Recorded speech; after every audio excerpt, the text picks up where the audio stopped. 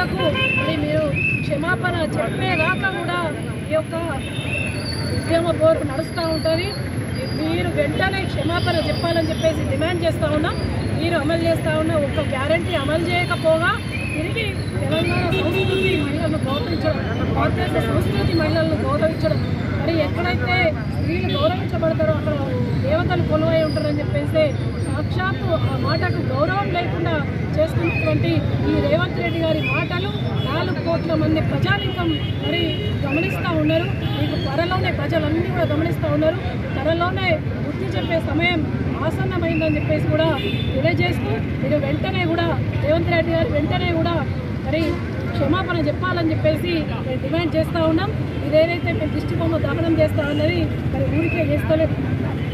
ముందు సభలో ఒక మహిళను అవమానిస్తే ఇవాళ చేస్తూ ఉంటే మరి పోలీస్ వ్యవస్థ కూడా పూర్తిగా కూడా ప్రభుత్వానికి పొత్తులా మారితే తప్ప మరి ప్రజాస్వామ్యాన్ని కాపాడాలనే ఒక ఆలోచన వారికి ఎందుకు లేదని చెప్పేసి మేము అడుగుతూ ఉన్నాం. ప్రతి ఇంట్లో ఒక మహిళ ఉంటాయి.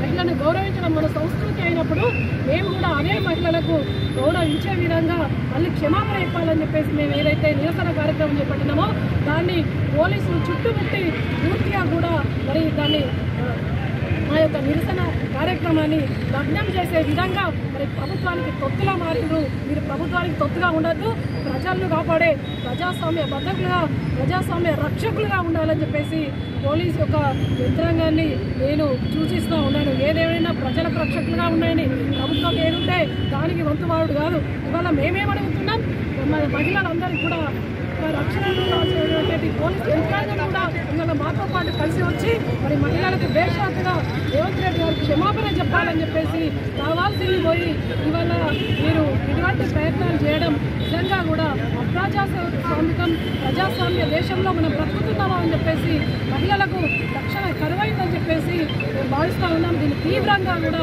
ఖండిస్తూ ఉన్నాం.